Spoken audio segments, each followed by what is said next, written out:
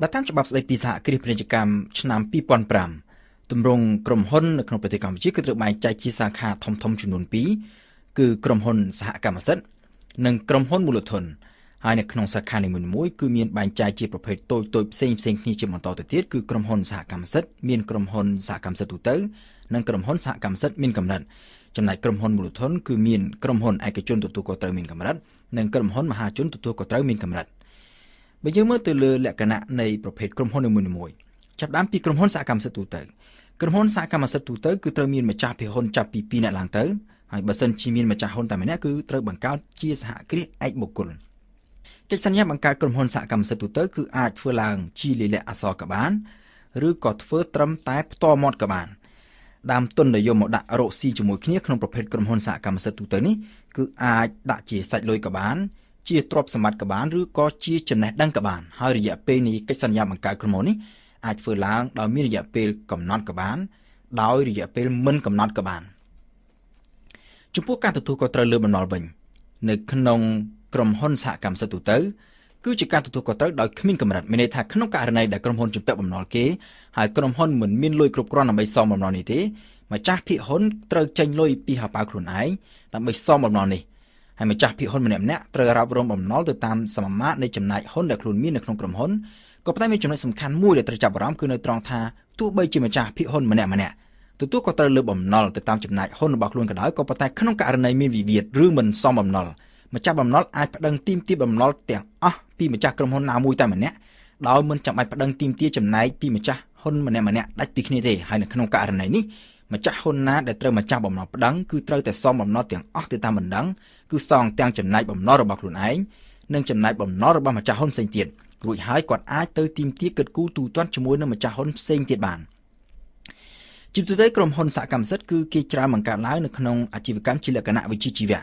ដូចជាបង្កើត clinic ពេទ្យការិយាល័យមេធាវីការិយាល័យគណនេយ្យករឬស្ថាបត្យករឬក៏កុងស៊ុលតង់ជាដើមវាមានលក្ខណៈងាយស្រួលនៅត្រង់ថាប្រភេទក្រុមហ៊ុនសហកម្មសិទ្ធិនេះអាចចាប់ផ្ដើមដំណើរការបានដោយមិនទាមទារដើមទុនច្រើនមានគ្នាតែ2 3នាក់មានកម្លាំងមានពេលវេលាមានជំនាញមានដើមទុនម្នាក់បន្តិចល្មមអាចចូលគ្នាដើម្បីទិញឬក៏ជួលទីតាំងនិងសម្ភារៈសំខាន់ចាំបាច់បាន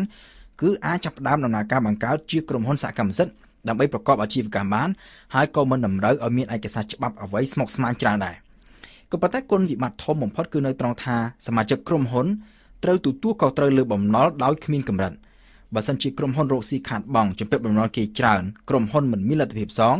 ម្ចាស់ភាគហ៊ុនគឺត្រូវចេញលុយពីហោប៉ៅខ្លួនឯងឬត្រូវលក់ទ្រព្យខ្លួនឯងដើម្បីសងបំណុលគេម្យ៉ាងវិញទៀតការបង្កើតក្រុមហ៊ុនប្រភេទនេះអ្នកដែលចូលហ៊ុនចាំបាច់ត្រូវតែមានជំនឿទុកចិត្តគ្នាខ្លាំងពីព្រោះថាក្នុងករណីមានបញ្ហាជាប់បំណុលបើសិនជាមានម្ចាស់ភាគហ៊ុនណាមួយមិនព្រមសងម្ចាស់ហ៊ុនមួយទៀតមានកាតព្វកិច្ចសងបំណុលជំនួសទី2គឺក្រុមហ៊ុនសហកម្មសិទ្ធិមានកម្រិត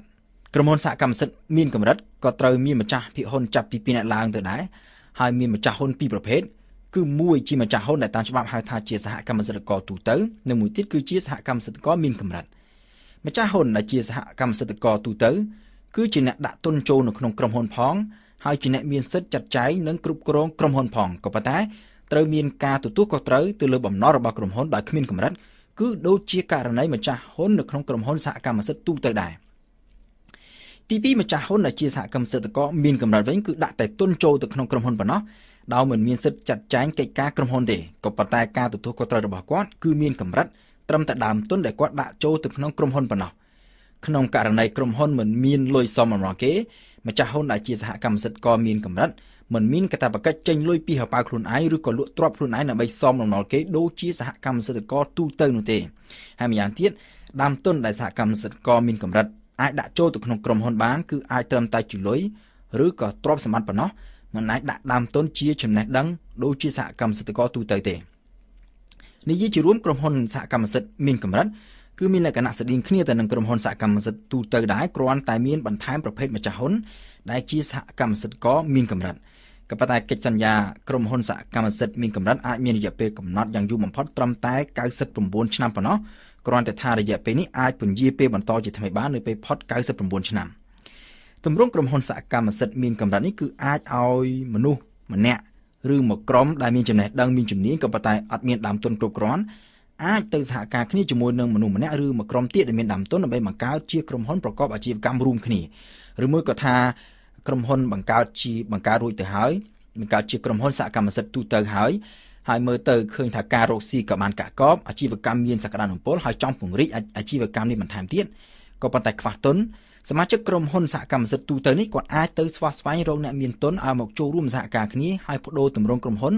បង្កើតទៅជាក្រុមហ៊ុនសហកម្មសិទ្ធិមានកម្រិតបានចំពោះម្ចាស់ហ៊ុនដែលជាសហកម្មសិទ្ធិករមានកម្រិតផលប្រយោជន៍គឺនៅត្រង់ថាអាជីវកម្មមួយមើលទៅឃើញថាមានសក្តានុពលក្នុងការរកប្រាក់ចំណេញគាត់អាចចូលរួមជាដើមទុនដោយមិនចាំបាច់មានជំនាញហើយការទទួលខុសត្រូវរបស់គាត់គឺមានកម្រិតត្រឹមតែដើមទុនដែលគាត់ចូលរួមមិនប៉ះពាល់ទៅដល់ទ្រព្យផ្ទាល់ខ្លួនក៏ប៉ុន្តែផលវិបាកគឺនៅត្រង់ថាគាត់មិនមានសិទ្ធិគ្រប់គ្រងនិងចាត់ចែងកិច្ចការក្រុមហ៊ុនទេដោយត្រូវពឹងទៅលើម្ចាស់ហ៊ុនដែលជាសហកម្មសិទ្ធិករទូទៅហើយចំណុចមួយទៀតដែលម្ចាស់ហ៊ុនជាសហកម្មសិទ្ធិករមានកម្រិតត្រូវដឹងគឺថាដើមទុនដែលគាត់ដាក់ចូលទៅក្នុងក្រុមហ៊ុនសហកម្មសិទ្ធិមានកម្រិតនេះហើយគឺមិនអាចដកចេញមកវិញបានទេប្រសិនបើគ្មានការព្រមព្រៀងដោយសម្លេងភាគច្រើនដាច់ខាតពីម្ចាស់ហ៊ុនទាំងអស់ហើយក្នុងករណីមានការខាតបង់ក្រុមហ៊ុនត្រូវខ្សែធនដើមទុននិងទ្រព្យសម្បត្តិទាំងអស់របស់ក្រុមហ៊ុនត្រូវយកទៅលក់សមរម្យគេអស់ហើយម្ចាស់ហ៊ុនជាសហកម្មសិទ្ធិករមានកម្រិតមិនអាចទៅទាមទារឲ្យក្រុមហ៊ុនសងដើមទុនដែលខ្លួនវិនិយោគនោះមកវិញបានទេចុងក្រោយគឺក្រុមហ៊ុនមូលធនគឺមានក្រុមហ៊ុនឯកជនទទួលខុសត្រូវមានកម្រិតនិងក្រុមហ៊ុនមហាជនទទួលខុសត្រូវមានកម្រិតក្រុមហ៊ុនឯកជនទទួលខុសត្រូវមានកម្រិតនិងក្រុមហ៊ុនមហាជនទទួលខុសត្រូវមានកម្រិតមានលក្ខណៈស្តីងគ្នាច្រើនចំណុចខុសគ្នាធំគឺនៅត្រង់ថាទី1ក្រុមហ៊ុនឯកជនទទួលខុសត្រូវមានកម្រិតមិនអាចមានម្ចាស់ហ៊ុនលើសពី30នាក់ទេចំណែកឯក្រុមហ៊ុនមហាជនទទួលខុសត្រូវមានកម្រិតវិញគឺមិនមានកម្រិតចំនួនអតិបរមានៃចំនួនម្ចាស់ហ៊ុនទេចំណុចខុសគ្នាសំខាន់មួយទៀតគឺនៅត្រង់ថាក្រុមហ៊ុនឯកជនទទួលខុសត្រូវមានកម្រិតមិនអាចបោះមូលបត្រលក់ជាសាធារណៈដូចជាក្រុមហ៊ុនមហាជនបានទេបើយើងនិយាយពីលក្ខណៈរួមវិញក្រុមហ៊ុនមូលធនទោះបីជាក្រុមហ៊ុនឯកជនក៏ដោយឬជាក្រុមហ៊ុនមហាជនក៏ដោយដើម្បីអាចបង្កើតបានគឺត្រូវមានមូលធនយ៉ាងតិចបំផុត4លានរៀលគឺប្រហែលជា$1000អាមេរិកហើយក្រុមហ៊ុនមូលធនអាចដំណើរការទៅបានជានិរន្តរ៍ដោយគ្មានពេលកំណត់ទោះបីជាមានម្ចាស់ហ៊ុនណាស្លាប់ចូលនិវត្តន៍ឬក៏ដកខ្លួនចេញក៏ដោយលើកលែងតែត្រូវរំលាយនៅក្នុងករណីខ្សែធនឬក្នុងករណីផ្សេងទៀតដែលមានចែងនៅក្នុងច្បាប់ស្តីពីសហគ្រាសពាណិជ្ជកម្មឆ្នាំ2005ការទទួលខុសត្រូវរបស់ម្ចាស់ហ៊ុននីមួយៗវិញគឺត្រូវកម្រិតត្រឹមចំណែកដើមទុនដែលបានចូលហ៊ុនហើយទ្រព្យសម្បត្តិរបស់ក្រុមហ៊ុនត្រូវតែចែកដាច់ពីគ្នាពីទ្រព្យសម្បត្តិបុគ្គលរបស់ម្ចាស់ហ៊ុនក្រុមហ៊ុនមូលធនគឺជាប្រភេទក្រុមហ៊ុនដែលអាចផ្ដល់ភាពងាយស្រួលក្នុងការបង្កើតអាជីវកម្មក្នុងទ្រង់ទ្រាយធំងាយស្រួលក្នុងការស្វែងរកទុនបន្ថែមដើម្បីពង្រីកអាជីវកម្មការបោះទុនវិនិយោគក្នុងក្រុមហ៊ុនមូលធននិងការដកទុនចេញមកវិញក៏មានលក្ខណៈងាយស្រួលជាងក្រុមហ៊ុនសហកម្មសិទ្ធិការទទួលខុសត្រូវរបស់ម្ចាស់ហ៊ុនមានកម្រិតត្រឹមតែដើមទុនដែលវិនិយោគហើយទ្រព្យនិងបំណុលរបស់ក្រុមហ៊ុនត្រូវបែងចែកគ្នាដាច់ស្រឡះពីទ្រព្យនិងបំណុលរបស់បុគ្គលជាម្ចាស់ហ៊ុនផលវិបាកវិញគឺនៅត្រង់ថា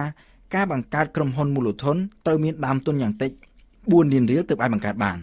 ត្រូវមានសំណុំឯកសារច្បាប់ច្រើនដែលត្រូវបំពេញដោយសារតែច្បាប់តម្រូវឲ្យមានលក្ខន្តិកៈនិងបទបញ្ជាផ្ទៃក្នុងតម្រូវឲ្យមានរចនាសម្ព័ន្ធគ្រប់គ្រងនិងនីតិវិធីក្នុងការចេញសេចក្តីសម្រេចច្បាស់លាស់ដែលពេលខ្លះចាំបាច់ត្រូវការរកមេធាវីឬក៏រកអ្នកជំនាញឲ្យជួយដែលត្រូវការចំណាយពេលវេលានិងចំណាយលុយច្រើនជាងការបង្កើតក្រុមហ៊ុនសហកម្មសិទ្ធិហើយនៅក្រៅពេលបង្កើតឡើងហើយនៅក្នុងដំណើរការរបស់ក្រុមហ៊ុនប្រភេទក្រុមហ៊ុនមូលធននេះគឺត្រូវមានមហាសន្និបាតជារៀងរាល់ឆ្នាំហើយត្រូវធ្វើរបាយការណ៍ហិរញ្ញវត្ថុប្រចាំឆ្នាំនិងមានរបាយការណ៍សវនកម្មដើម្បីបង្ហាញម្ចាស់ហ៊ុននៅក្នុងមហាសន្និបាតនេះ